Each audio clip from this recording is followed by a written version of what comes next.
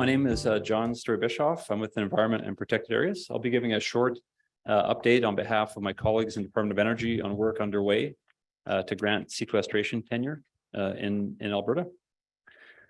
So I think we've heard a little bit of this already, but why is CCS essential? So it's one of the four key technology areas critical to achieving global climate and energy goals, and urgent steps are needed to significantly ramp up CCS deployment. The International Energy Agency has made clear that these net zero goals will become virtually impossible to meet without CCS. Their net zero by 2050 roadmap indicates that driving down emissions to a net zero will require 7.6 gigatons of CO2 to be captured globally, which is 190 times more than the level of activity today. CCUS is also a significant opportunity for Canada, both in terms of economic opportunities, climate change action. Growth of our CCS industry will contribute to clean and inclusive economic growth, expand international markets and trade opportunities, address the emissions from some of our toughest to abate and crucial sectors to Canada's economy. For example, also enabling other pathways to decarbonization, such as electrification or clean hydrogen fuel generation. In addition, CCS is an enabler for delivering net removal activities within Canada and beyond. And CCS is critical in 6 key pathways to a prosperous net zero economy in Canada. Decarbonization of heavy industry, low carbon dispatchable power, negative emissions technologies to support carbon dioxide removals from the atmosphere, as well as low carbon hydrogen production. It's also an opportunity, as I think many people recognize, to enable CO2-based industries and also to have a cleaner oil and gas production profile within Alberta and beyond.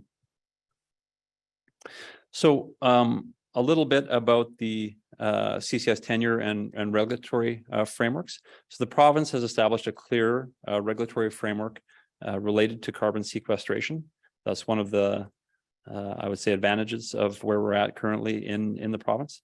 So the current tenure regulatory framework consists of the issuance of an evaluation permit for 5 years following a competitive process. So the evaluation permit gives successful proponents the right to begin exploring how to safely develop carbon sequestration hubs. If the evaluation demonstrates that the proposed project can provide permanent storage, companies will be able to apply for the right to inject captured carbon dioxide. And after that application, if approved, the companies will obtain a sequestration tenure agreement, which will allow their operation from a tenure perspective. Again, only projects that meet Alberta's rigorous safety and environmental standards will ultimately be approved by the Alberta Energy Regulator and be allowed to proceed with sequestration activities. In October of 2022, the Alberta Energy Regulator updated Directive 65, resource applications for oil and gas reservoirs with requirements for carbon sequestration and EOR storage. We'll hear more about that this afternoon. Alberta also has a long-standing greenhouse gas pricing system which recognizes sequestration activities. We'll also hear more about that this morning. The province continues to assess the effectiveness and efficiency of existing regulatory framework and to enhance it as required. As part of moving forward, the Alberta government will continue to engage with stakeholders to understand and work to address various carbon sequestration scenarios, including some of the small-scale opportunities as well as remote opportunities. So based on this work, future requests for full project proposals may be considered at a later date. So to help manage the growth of CCS, Alberta is allocating carbon sequestration rights through a competitive process that enables the development of what we're calling carbon storage hubs.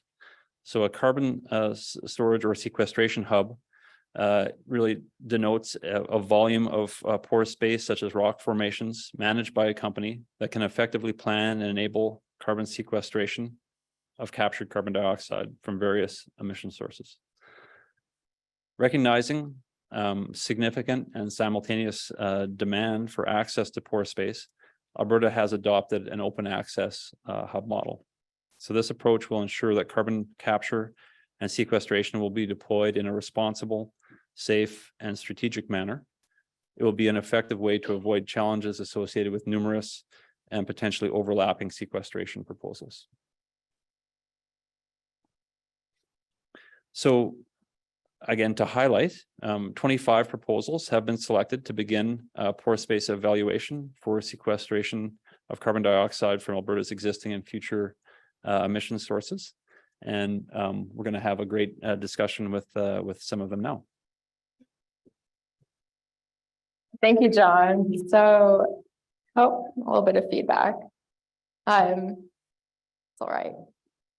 Thank you. Yeah, let's go. So we have some handy maps here, and I'd like to turn it over for the next few minutes to Adlai Majer, who is the Director of New Energy at Whitecap. And he's going to talk a little bit, maybe give a little bit of background about yourself, and then go into your relation to CCS and the hubs. Sure. Morning, I'm Adlai Majer. I'm the Director of New Energy for Whitecap Resources. I've got about 26 years of experience in the oil and gas industry across a range of different roles and responsibilities. I worked for several years managing the Weyburn Unit CO2 EOR flood, and I'm now leading a new group for Whitecap called the New Energy Group, which is unlocking new opportunities in the decarbonization economy for Whitecap. Whitecap's one of the largest producers in Western Canada at this point. We are a top 10 producer and a top 5 active operator, recently hitting a peak of 12 drilling rigs in the first quarter of this year. We're primarily a light oil producer. We began operations in 2009 with less than 1,000 BOE per day of production. And since that time have grown to over 160,000 BOE per day, primarily through acquisitions. Whitecap's the operator and majority owner of the Weyburn Unit CO2 EOR project in southeast Saskatchewan. That field was discovered in 1954. It's a light oil pool with approximately 1.5 billion barrels in place, quite a large pool. And CO2 injection began in that pool in 2000 with very strong results. The field's still producing over 22,000 barrels a day with less than a 5% decline. And after 22 years of development, it's still only had about half of that unit boundary developed for EOR. A lot of it is still on waterflood. So there's a lot of future potential in the area. It's one of the world's largest, what's important for this discussion is that it's one of the world's largest anthropogenic CO2 sequestration projects. It's stored approximately 40 million tons of CO2 to date. And on an annual basis, it sequesters more than 40% of the total stored in Canada. There are additional CO2 EOR opportunities across Alberta and Saskatchewan, and Whitecap has high-graded those opportunities. We see about 680 pools with 990 million tons of storage potential across Alberta and Saskatchewan. But there's an even a much larger opportunity in saline aquifers for storage. And I think both of these make Alberta and Saskatchewan a very attractive place to implement CCUS as a decarbonization strategy. Whitecap's dedicated considerable effort to developing new saline aquifer storage projects since creating the New Energy team in 2021. We've partnered with Wolf Midstream and 5 Indigenous owners on the development of a hub. We've got 3 hubs that we were awarded the opportunity to advance development on in the competitive process in Alberta. So one of them is with Wolf Midstream and 5 Indigenous partners east of Edmonton. We're also collaborating with Wolf on a large hub in central Alberta. And we have a partnership with AltaGas on a hub in southern Alberta. In addition to that, Whitecap is also expanding its CCUS footprint in southeast Saskatchewan. We're planning on bringing captured emissions from Moose Jaw, Regina into new saline aquifer storage in the province and also into our existing CO2 EOR project. I think on the panel, I'll let Lisa mostly cover our partnership on the Edmonton hub. But what's important is that we've drilled a well there already, and this has an aggressive timeline. We're expecting to have first injection in 2024. Our Southeast Saskatchewan hub development is on a very similar timeline, and we also expect to have first injection there before 2025. In Southern Alberta, in what we're calling the Rolling Hills hub, AltaGas and Whitecap are in discussions with emitters, and we're welcoming other emitters to come forward and contact us. These discussions are really around the details of CO2 transport, tolling arrangements, and timing. So we're still in the early stages of development on that hub, but we have AltaGas recently drilled an acid gas well, and we took the opportunity to deepen that well and do additional technical work, which we think is really going to help us accelerate our our sequestration hub in that area. I'm really pleased to see in both Alberta and Saskatchewan, the government, emitters, and developers all working together to rapidly advance new CCUS projects, and really looking forward to the panel discussion today. Thank you. Thank you. Clap.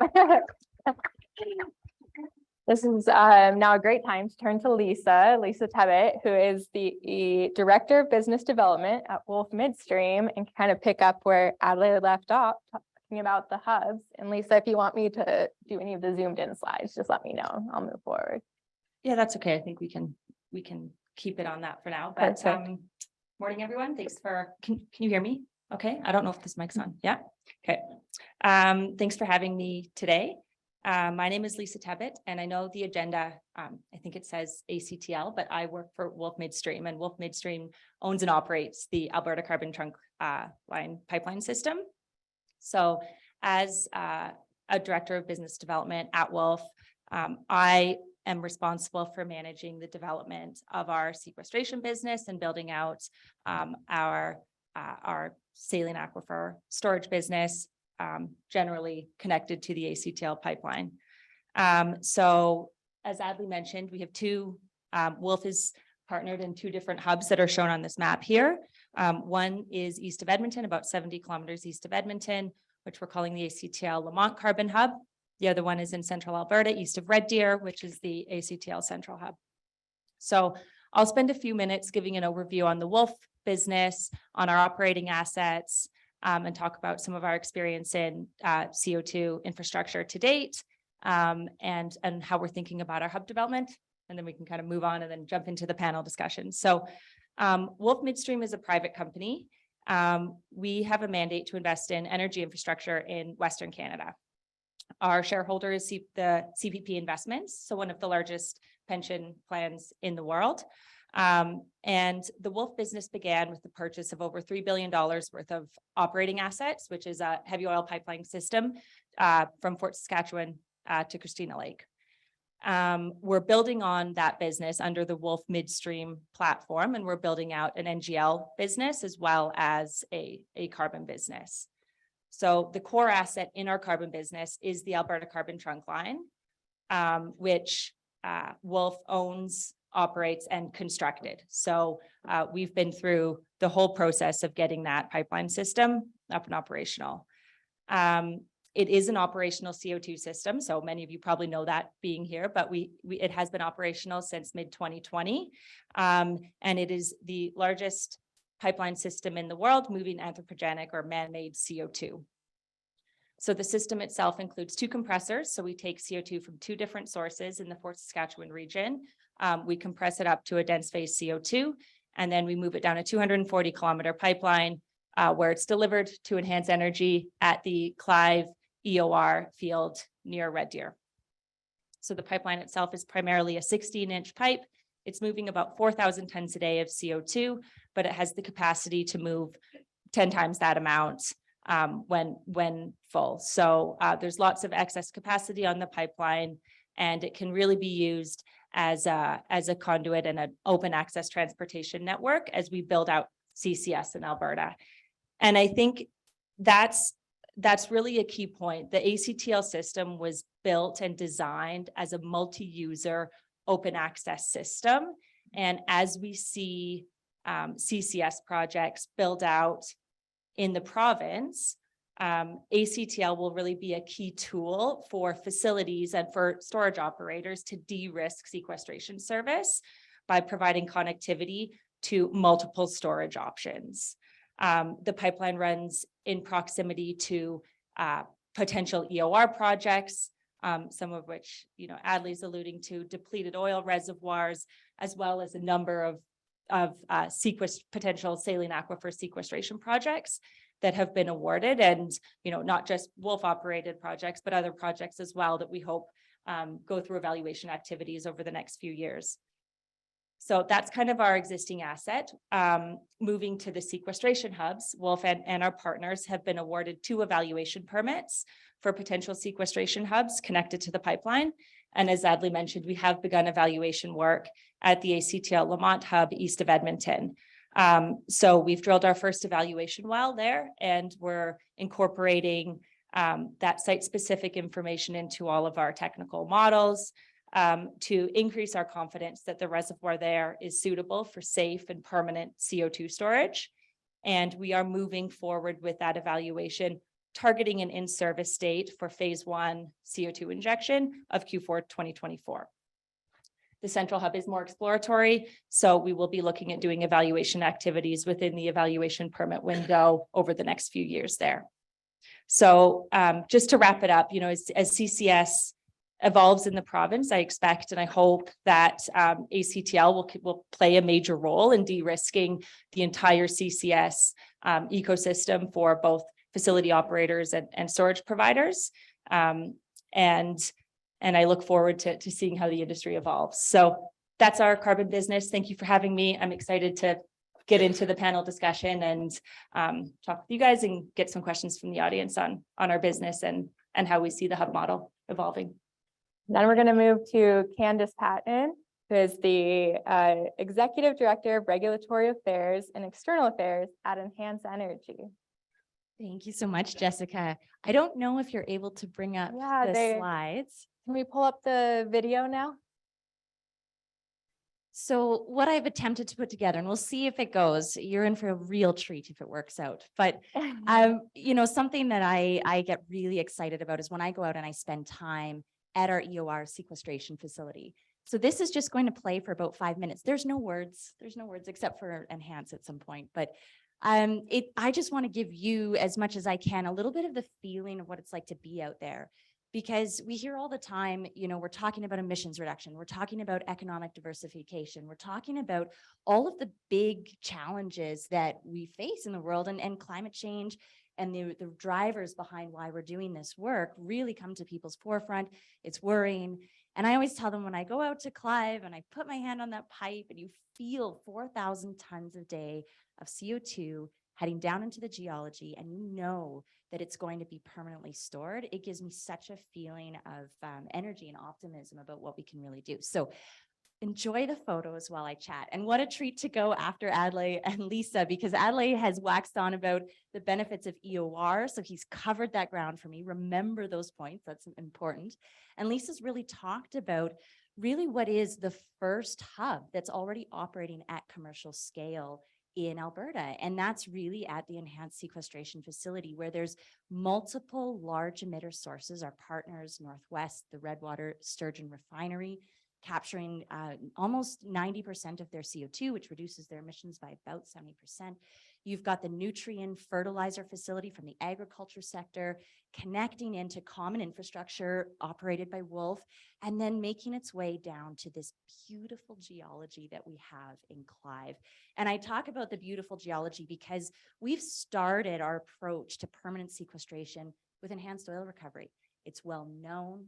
The geology there, like what Adlai was mentioning in Weyburn, was discovered in the 50s and producing over decades. And so there's lots of windows of insight and information into that reservoir. It's got these fantastic seals. It's got this nice permeable reservoir geology that held oil and gas for millions of years. And as that was produced, it's made room for CO2 to be permanently stored there. We have beautiful injectivity, and that's so important. And that's one of the key things that all hub operators are going to be seeking as they develop their evaluation permits. Can you inject at a rate that's going to allow CO2 storage to be cost effective? And that's something that we know very well out in this Clive area. Do you have the capacity? Do you have the space to store? Because large emitters are planning these projects around decades of performance, and they need to have that certainty that the sequestration partners will be there. So capacity, injectivity, great seals, and then at the end of the day, safety and permanence, because without those things, there's no value. And that's what I really want to share with you, is because we're doing this at scale today. We've got over 3.5 million tons in the ground in Clive, and we're crediting every single one of those molecules under the tier emissions offset program today. And John, you teed this up, there's changes afoot. And if I can say one thing about CCUS, it's that change is going on all of the time. You can't rest for a regulation coming, a new program coming, tweaks to adjust to the way the market and the world is moving. And so that's something that's really important about having this experience, not only permanently sequestering the CO2, but moving it through the crediting and regulatory process so that we can make sure value is flowing all the way up that chain, supporting the infrastructure that is needed to move CO2, supporting the infrastructure needed to capture and compress CO2. The value that's created from those credits is incredibly important. And I'm speaking to the choir on this one, right? You all know about the business drivers and the value that we need to seek so that these projects can move forward. So in that ever-changing landscape, Enhance also has, some exciting developments afoot. We've heard about a number of them here. We really think about this portfolio approach to permanent storage. Spencer did a great job this morning of talking about how worldwide there's a lot of CO2 permanently going into EOR, and that's important. And that's what we're doing today, because we've got that knowledge and that insight and that confidence we can do it with certainty.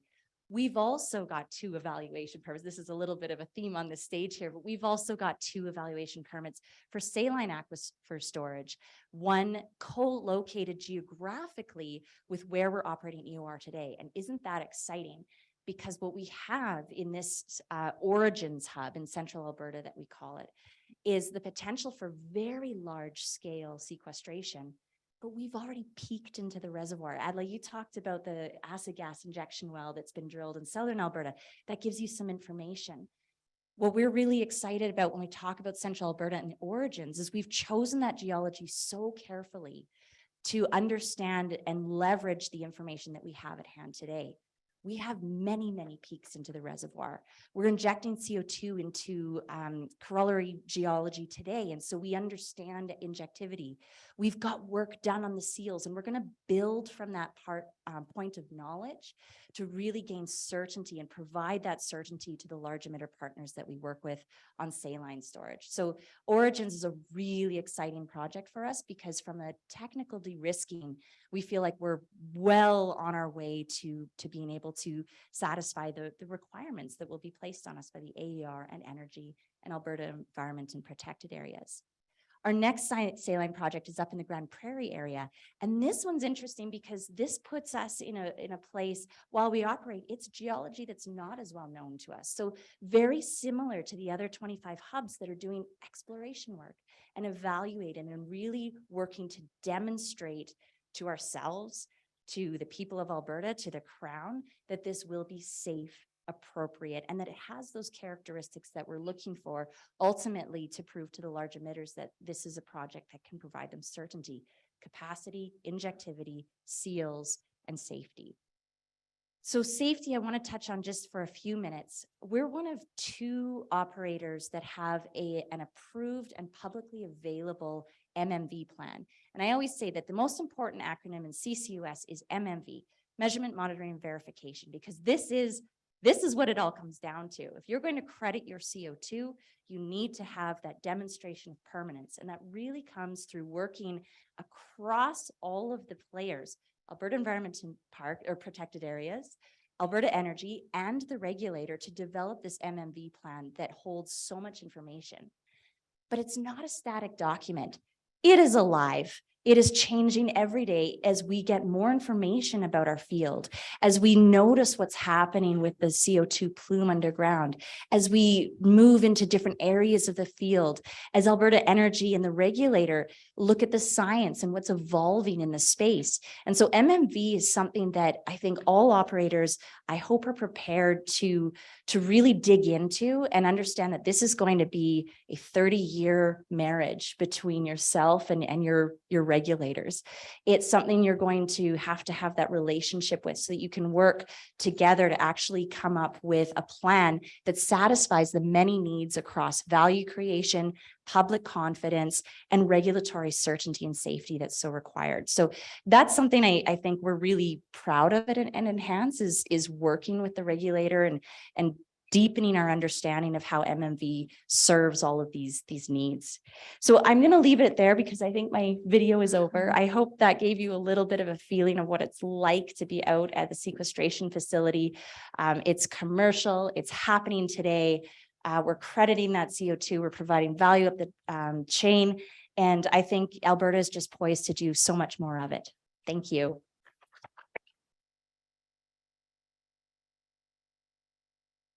Wow.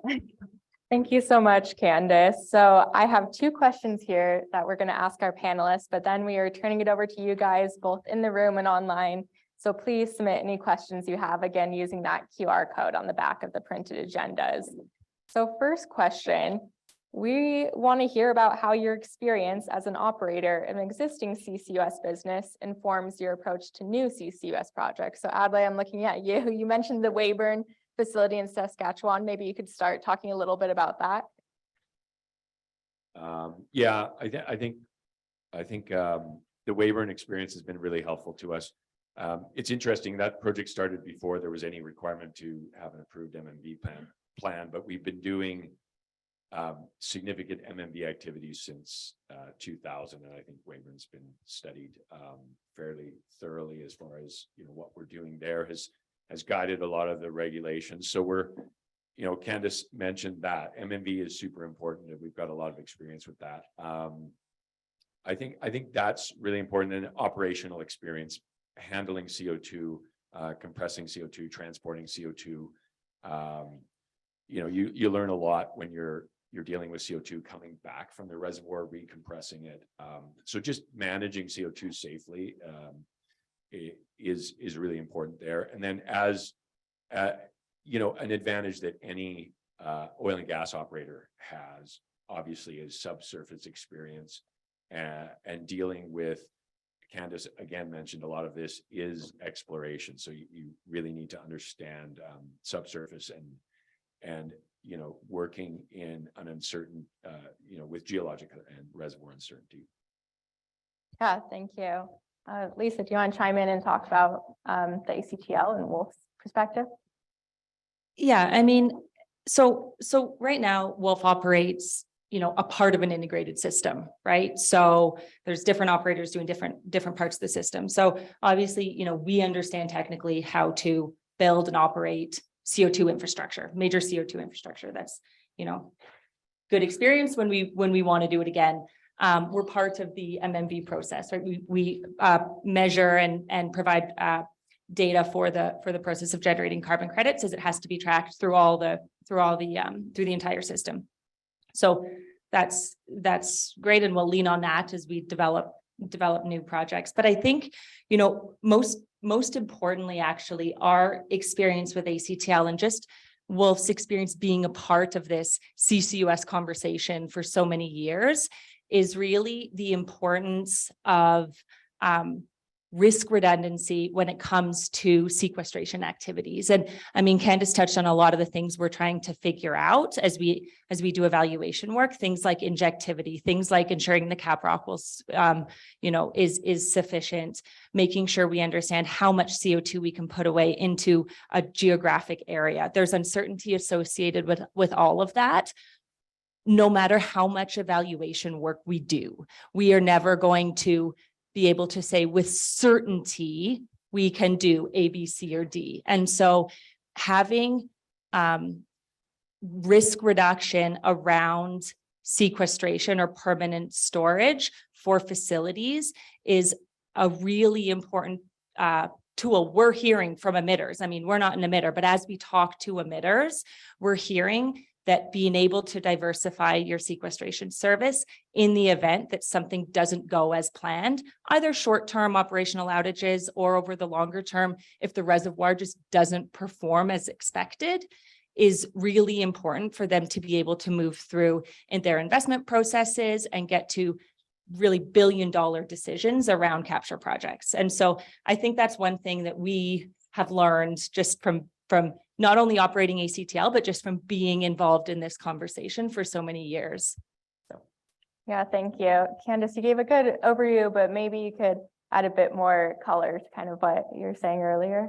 Yeah, I mean, I think Adlai and Lisa are talking a lot about the technical challenges at sort of these early conceptual stages of hubs. And so maybe I'll just shift a little bit into a little bit more on the crediting piece, because that's one that is still very unknown. There's not very many projects that have moved through that crediting piece so far. And I'm looking over at Shan, and I hope I don't put you on the spot, but Shan knows this is no walk in the park. It is challenging, and the level of diligence required to move through all of the components to credit CO2 is another layer of complexity, and it needs to feed into everything you do from the concept of your project all the way through development, deployment, and then operations. And once you've sort of figured that out, you don't stop, because things change, tier evolves. And I know, John, you just touched on some, and we're going to, I think, talk about it a little bit more later, but some of the changes are dramatic this year, and in response to the changing landscape that we see in Canada. And what a tremendous thing that Alberta can be nimble enough to respond to those things and enable opportunities that help position these projects for success.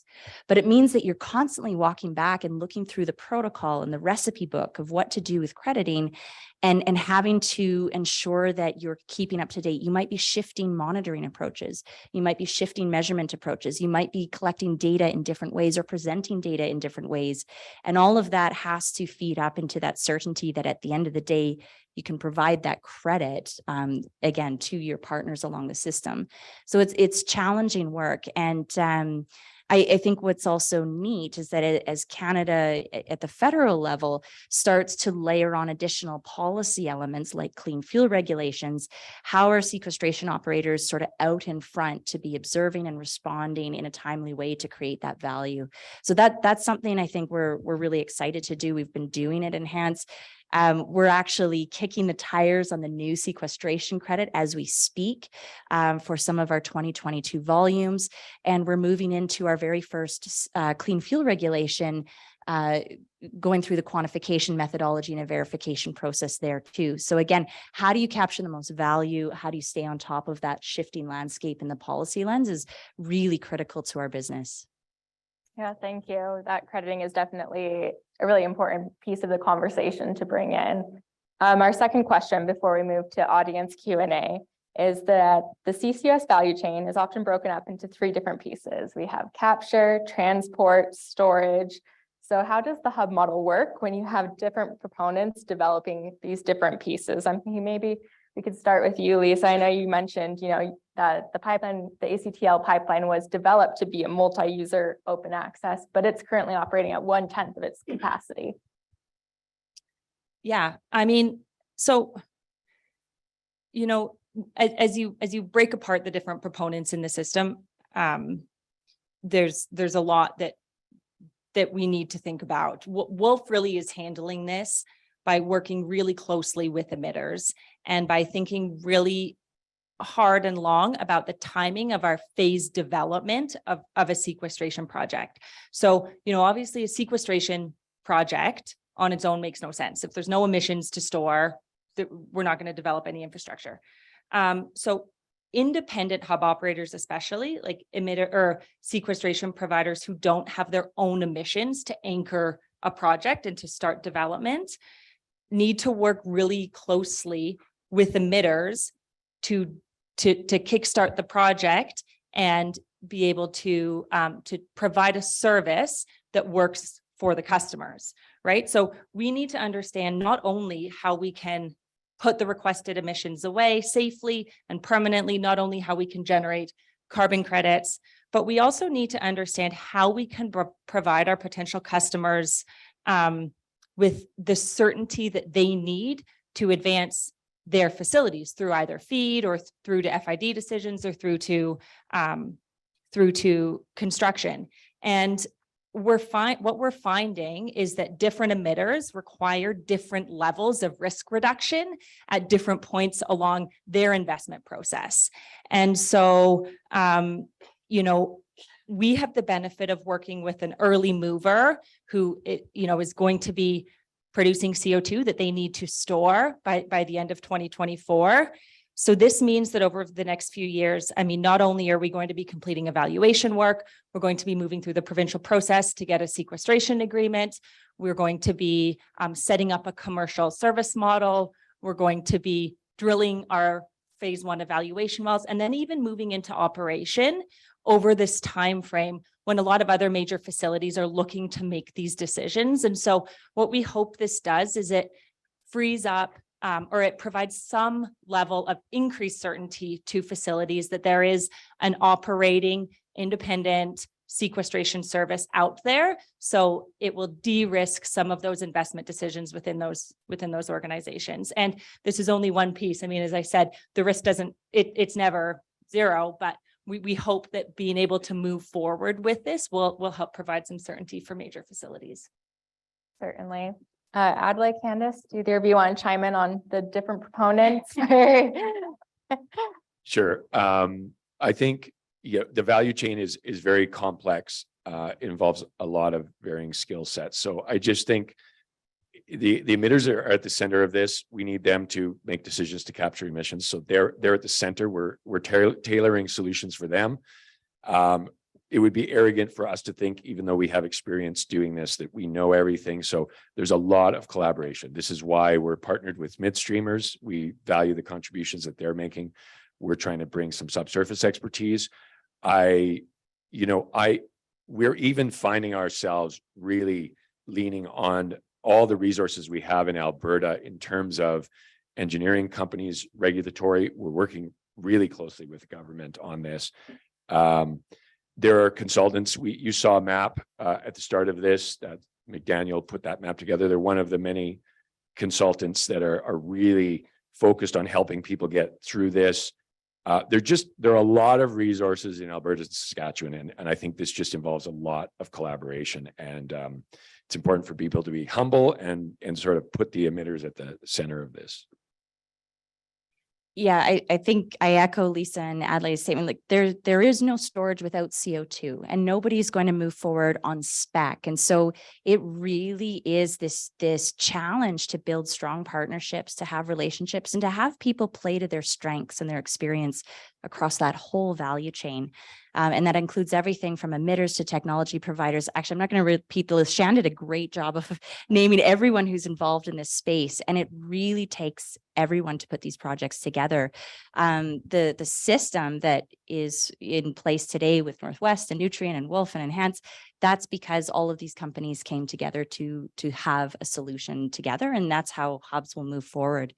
If I can dive down into one detail that I think is challenging, and Lisa, you touched on a little bit about how independent sequestration and storage operators is important, because you take away some of that driver about your own CO2. And so this is interesting, because that's really what we're doing today at Enhance. Is we're an independent storage operator with two large emitters. And it's challenging to think about how do you allocate, how do you manage multiple sources? And this is going to get increasingly complex. How do you credit these different sources, all of the partnerships and the value that's coming along when you've got realities? You've got plant downtime for maintenance or turnaround. You've got lengthy infrastructure that my colleague Chris, he often talks about how CO2 is sort of like natural gas was in the 50s. It's not quite a spot market yet. You've got to take CO2 from A to move it to B. But one day, potentially in Alberta, you're going to have this system where CO2 is coming on and it's coming off at different places, and you've got it moving around. And so it's a really neat opportunity, I think, especially for those entrepreneurs and tech developers in the room, to start thinking about some of these complexities as the system comes up and how we use the partnership and the collaboration needed from capture to transport to storage, and what opportunities there are for data and sort of systems level approaches to really give that certainty that everyone's going to need. Yeah, absolutely. I'm going to move over. Oh, thank you, John. We're going to grab some questions from the slide. Oh, they should appear on the screen. Let's see. Fingers crossed.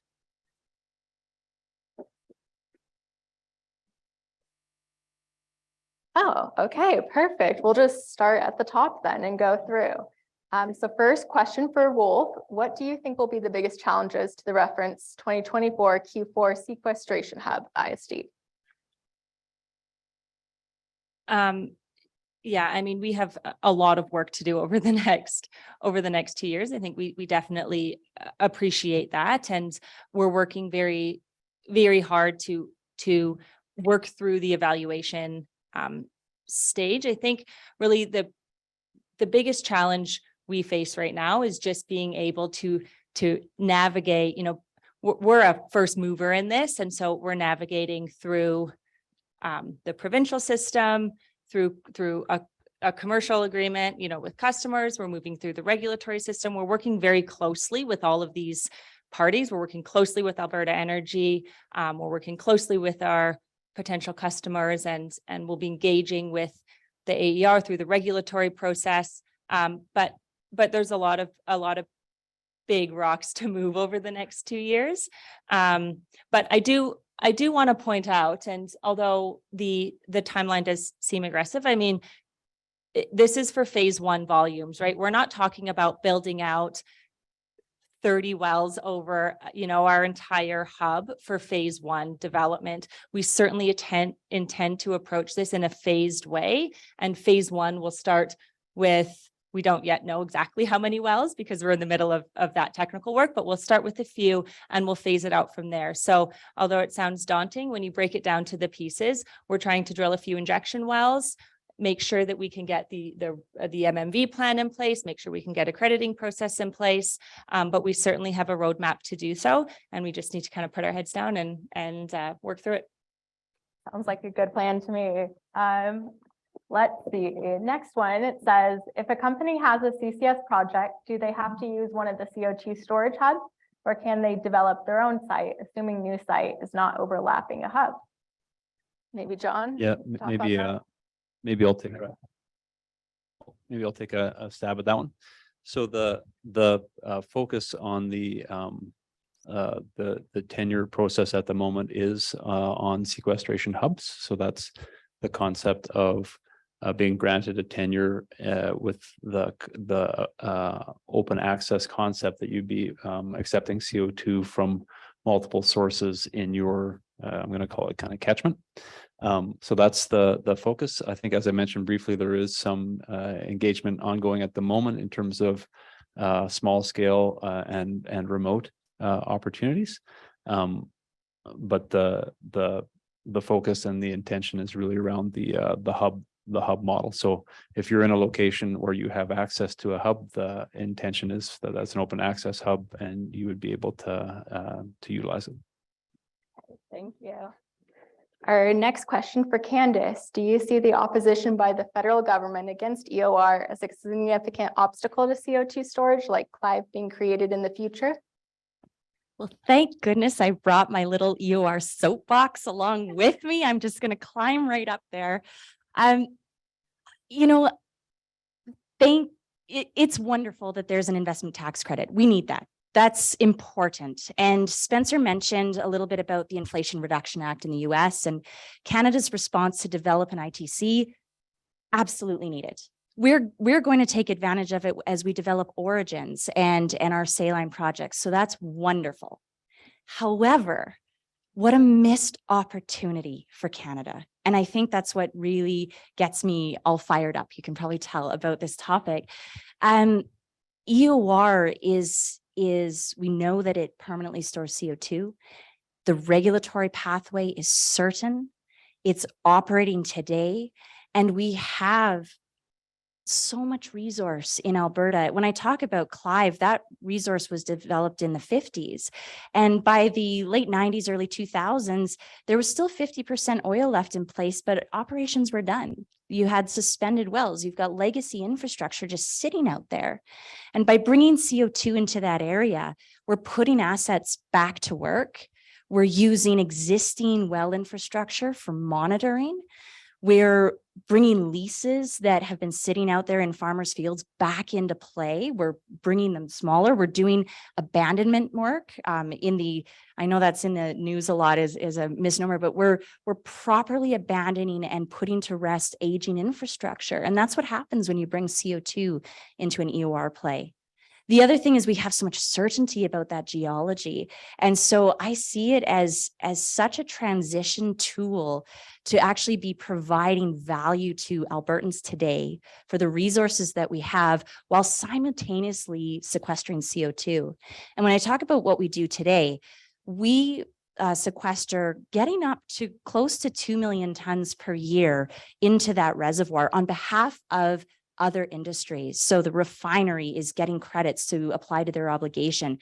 The agriculture sector, nutrients fertilizer facility, and hopefully new ones in the future. Enhances portion of credits we sell to other operators who are working to meet their ESG commitments.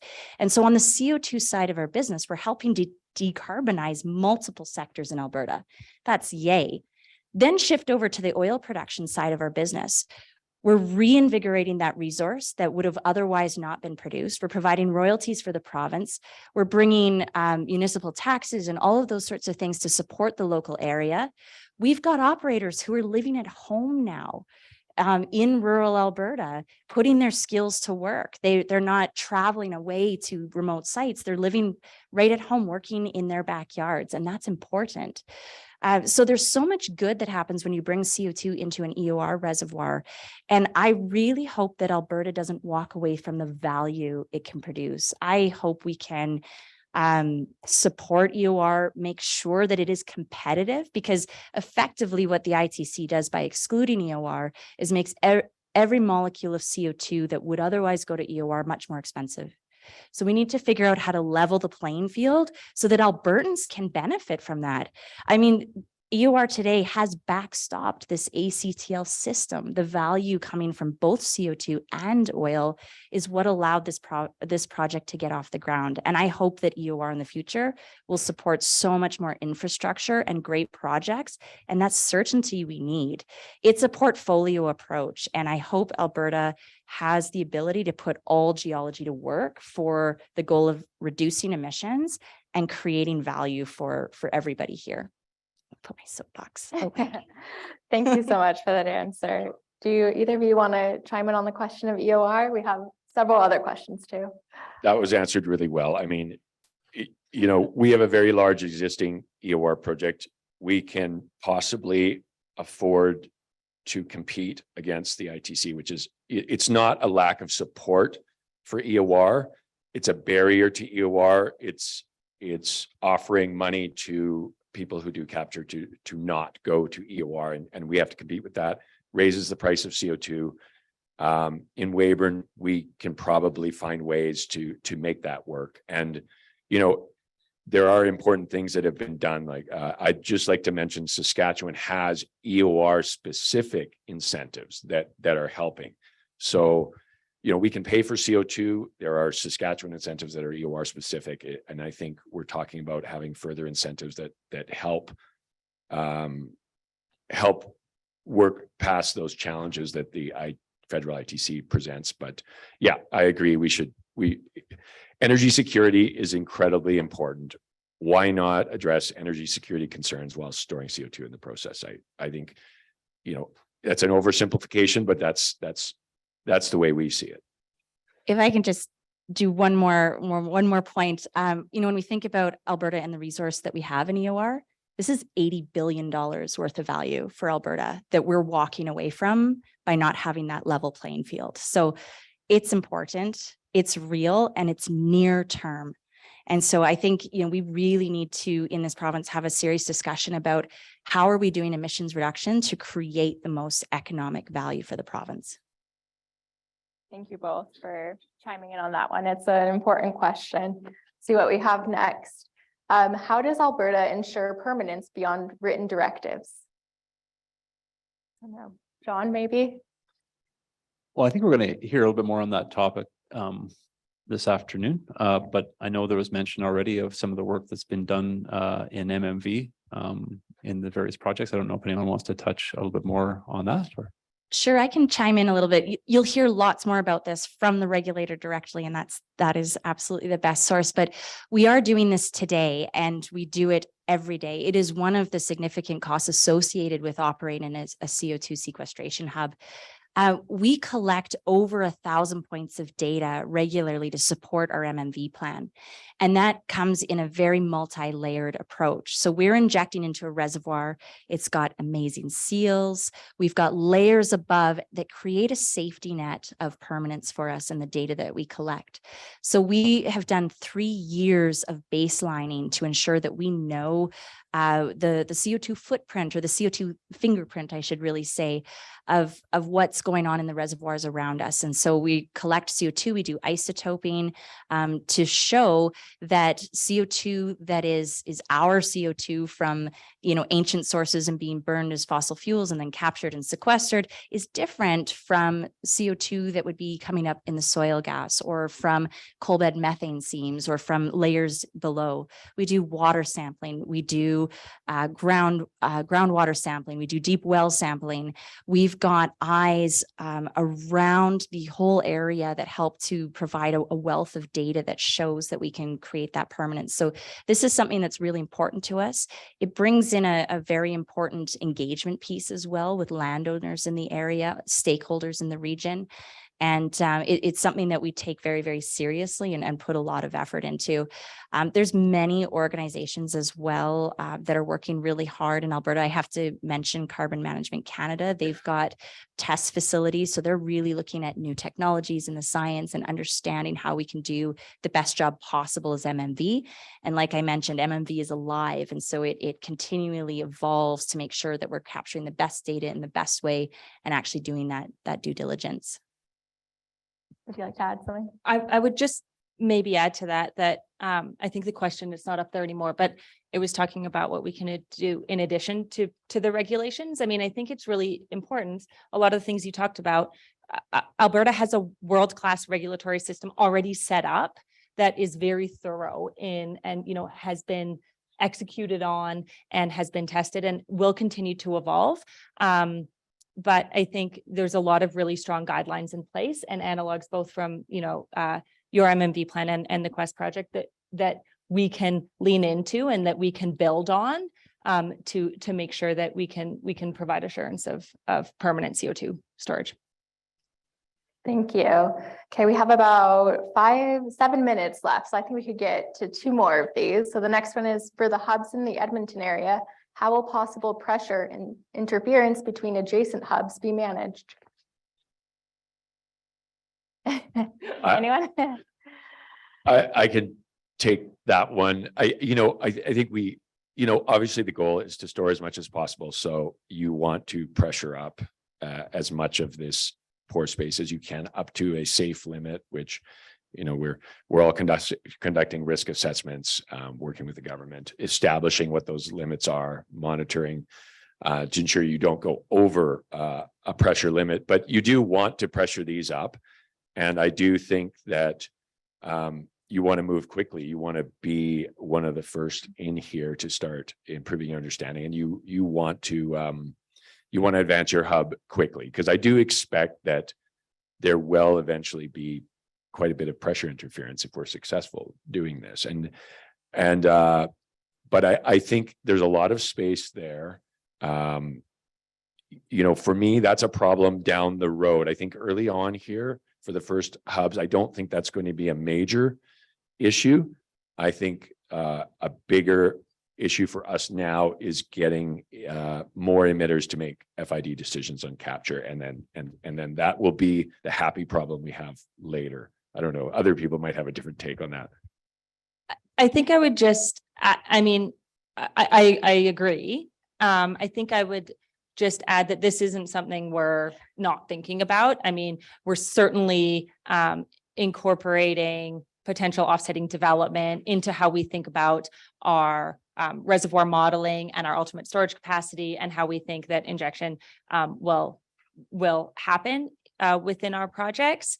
And, as right now, there's kind of an unlimited number of scenarios we can run, right? Like, especially in the Edmonton area, these hubs are right next to each other. And so while we're thinking about it, I think, we, as Adlai said, we do have a lot of space to begin with. And so we'll have to see where development starts to play out, and where injection starts to happen. And then just make sure we're ahead of the curve in incorporating and, history matching all of our models, and making sure that we think about what offsetting pressure will do and what our pressure will do to offsetting hubs, and just incorporate it to make sure that we're all operating within the safety confines of the reservoir, to make sure that there's no problems with pressure is really what we want to prevent. And that will involve collaboration. We will need to make sure that we know what the offsetting hub operators are doing. And if someone intends to go and put, 6 new wells in right adjacent, we'll need to discuss that. And so, although right now it feels maybe a little bit competitive, I think over time we'll be able to make sure that we collaborate and make sure the system is safe and operates efficiently. Don, I think this was your question, and what an important question for Alberta. And I think I want to preface this with our Alberta energy regulator, to Lisa's point. They're on this. They understand this very, very well. And that gives me a lot of comfort and confidence in the safety. But I think the risk that it really generates is how do we respond? If we look at Shell's Quest data, what can we learn from the amount of injection today into that geology, and the risks, how does it move as we bring more operators and more injection into the space? If we look at other areas in the world that are injecting today and having challenges with pressure, like in Oklahoma, what can we learn from that, and how do we apply those lessons to us at the front end? And I think that's where one of the comments I made earlier is you choose your geology thoughtfully. And that's so important to make sure we're mitigating these risks right from the beginning. Because at the end of the day, we need to be safe. We need to maintain that sense of public confidence. And this is so critical to the success of the entire industry. So for large emitters out there, you need to understand this risk. You need to understand the area that you're in, because at the end of the day, if there is an issue, we will stop injecting. We aren't going to keep injecting and risk a major seismic event, or we will stop injecting. But what are the implications then for your emissions reductions goals, for your commitments to making sure that you've got a safe and certain home for your CO2? So, Don, I think, thank you for raising this. I think we're gonna hear more about that in the afternoon, but this is critical for Alberta, and we need to do it very carefully. Okay, we have 2 more minutes. I think this is an important question, so I'd love to get to it. It says, as you develop CCUS pipelines and facilities, are there concerns from landowners, residents, and communities close to the development? Can I want to jump in here, because public confidence, that's number one. It has to happen. And I think we don't have that fully figured out. There's a lot of conversation in the media, in the news, not only in Alberta, but across Canada and in other jurisdictions around the world. We've got work to do here. We have work to do to talk to people about the experience, about the technology and the depth that we have, about our regulatory system and the measures that we have in place to keep this safe and well run, and the history. This is, I hear all the time, oh, CCUS, it's such a new technology. How can we be sure? And it's hard to kind of talk to people about the experience that we have around the world in many different areas of injecting CO2 and other things safely. So this is outstanding. It's a big question, and it's something I think we do a lot of, trying to use storytelling and encourage people to understand it at a more deep level so that we can build that up. Lisa, Adlai, any? I'll words just on say, that? I think this is a huge advantage for Alberta and Saskatchewan. We have EOR projects that exist. We have communities that are quite comfortable with that. We have a lot of oil and gas activities. People are used to pipeline infrastructure. They're used to drilling activity. We have the ACTL in Alberta. I think we have fewer headwinds than other jurisdictions. So I think overall, this is a huge advantage for Alberta and Saskatchewan. Lisa, John, No. anything else to add? You guys answered very well. Okay, thank you. Thank you so much. I think we're about at time. If you guys could join me in welcoming or thanking our panelists. Thank you.